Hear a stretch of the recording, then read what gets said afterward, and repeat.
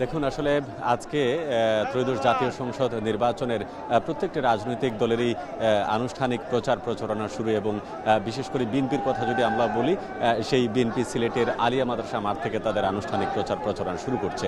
অর্থাৎ আজকের সকালের যে সূর্য সেটি বলতে হবে যে সিলেট অঞ্চলের বিএনপি নেতাকর্মীদের জন্য অনেকটা উজ্জ্বল, কারণ এখানে আমরা এখন সকাল 8টা বাজে, কিন্তু ভোর থেকেই মূলত সিলেটের যে সকল নেতাকর্মী আছেন বিএনপি সমর্থিত ইতিমধ্যে তারা মাঠে এসে পৌঁছেছেন এবং আমরা দেখেছি হাজারো মানুষের স্রোত রয়েছে পুরোটা শহর জুড়ে। অর্থাৎ এখনো সিলেট সবার কেন্দ্র বা আগমনের কেন্দ্রস্থল হচ্ছে সিলেটের আলিয়া মাদ্রাসা মাঠ।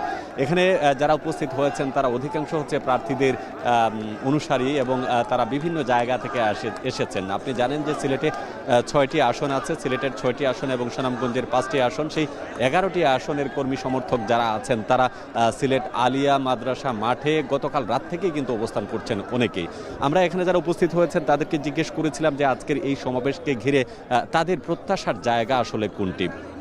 তারা যেটি বলছেন যে দীর্ঘ অনেক বছর পর একটি গণতান্ত্রিক নির্বাচনের অপেক্ষায় যে দেশবাসী ছিল, সেই নির্বাচনের জন্য মূলত সবাই অপেক্ষা করছেন এবং এই নির্বাচনের প্রার্থী বিশেষ করে যারা বিএনপি থেকে মনোনীত হয়েছেন বা বিএনপি থেকে ধানের শীষ মার্কায় যারা নির্বাচন করছেন তাদের দিকেই মানুষের ঝোঁক বেশি রয়েছে।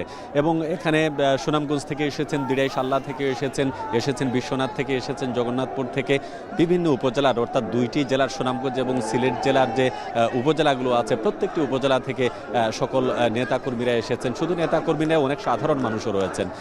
আমরা আসলে জিজ্ঞেস করেছিলাম যে এই যে আনুষ্ঠানিক যে প্রচার প্রচারণার দিনে বিএনপির প্রতি তাদের ভরসা আসলে কতটুকু। তারা বলছেন যে একটি রাষ্ট্র পরিচালনার জন্য যে সকল যোগ্য ব্যক্তিদের দরকার তার মধ্যে অন্যতম হচ্ছেন তারেক রহমান, এবং তিনি যেহেতু নির্যাতিত এবং দীর্ঘ 17 বছর দেশে থাকতে পারেননি নানান নির্যাতনের কারণে, তিনি যখন ফিরেছেন এরকম একজন অভিসম্ভাবী নেতাকে পেয়ে তারা অনেকটা উচ্ছ্বসিত এবং সেই সময়ের জন্য কিন্তু তারা অপেক্ষা করছেন। আমরা জানি যে আজকে গতকালকে তারেক রহমান সিলেটে এসেছেন, এসে তিনি যে মানুষের ভালোবাসায় শিখতে হয়েছেন তারই প্রতিদান স্বরূপ আজকের এই সকালটা। অর্থাৎ সকালের সিলেটের আলিয়া মাদ্রাসা মাঠের জুড়ে ইতিমধ্যে আমরা দেখতে পাচ্ছি যে বেশ অর্ধেক মাঠ, অর্থাৎ এই অনেক বড় মাঠটি লোকে লোকারণ্য হয়ে গেছে এবং রাস্তায়ও বিশেষ করে পূর্ব পশ্চিম উত্তর দক্ষিণ চারদিকেই কিন্তু মানুষ এখনো আশা আছে এবং তারা অনেকটা অপেক্ষা করছেন। সিলেট জেলা এবং মহানগর বিএনপির আয়োজনে আজকের যে কর্মসূচিতে তারা আগেই বলছিলেন যে স্মরণকালের একটি সভা করতে চায় সিলেট জেলা এবং মহানগর বিএনপি এবং তাদের প্রত্যাশা, অর্থাৎ যে আশা নিয়ে মানুষ নির্বাচনের জন্য অপেক্ষা করছে এবং যোগ্য দল হিসেবে বিএনপিকে কেন মানুষ সমর্থন করবে, এই বিষয়গুলো তারা আজকের মূলত জনসভা থেকে তারা প্রাধান্য দিতে চাচ্ছেন। এবং তারেক রহমানের কাছ থেকে তারা যে সুস্পষ্ট নির্দেশনা কিংবা যে বক্তব্যটুকু পাবেন সেই অনুসারে সিলেটের প্রত্যন্ত অঞ্চলে অর্থাৎ প্রান্তিক জনপদের মানুষের কাছে তাদের তারেক রহমানের যে বার্তা আছে সেই বার্তাটি পৌঁছে দেওয়ার দায়িত্ব তারা পালন করবেন।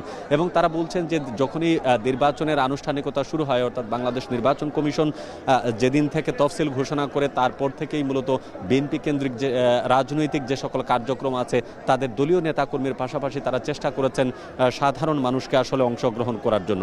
তো আজকে তারেক রহমানের যে কর্মসূচি আছে মূলত সিলেট আলিয়া মাদ্রাসা মাঠে তিনি সকাল 11টায় পৌঁছাবেন এবং 11টায় তিনি আনুষ্ঠানিক বক্তব্য দেবেন। এর আগে তিনি আজকে যেটি করবেন, সিলেটে এবং সুনামগঞ্জের যে সংসদীয় আসনগুলো রয়েছে এখান থেকে যারা প্রার্থিতা করবেন, প্রতিদ্বন্দ্বিতা করবেন, তাদেরকে তিনি পরিচয় করিয়ে দেবেন এবং বিএনপি এই নির্বাচনে কি করতে চায় এবং বিএনপির লক্ষ্য উদ্দেশ্য এবং তারা যদি ক্ষমতায় যায় তাহলে আগামীর বাংলাদেশ কেমন হবে সেই পরিকল্পনাগুলো দলের চেয়ারম্যান তারেক রহমান তুলে ধরবেন, এমনটাই কিন্তু তারা প্রত্যাশা করছেন। এবং অনেক সমর্থক, আমরা বলবো তাদেরকে সমর্থক, তারা কিন্তু মুখে অপেক্ষা করছেন তারেক রহমানের জন্য। তো এই হচ্ছে এখনকার সর্বশেষ তথ্য। সিলেট থেকে যুক্ত ছিলেন সহকর্মী গুলজার আহমেদ। ঢাকায় জনসভা ও গণসংযোগের মাধ্যমে আজ নির্বাচনী প্রচার শুরু করবেন জামায়াতের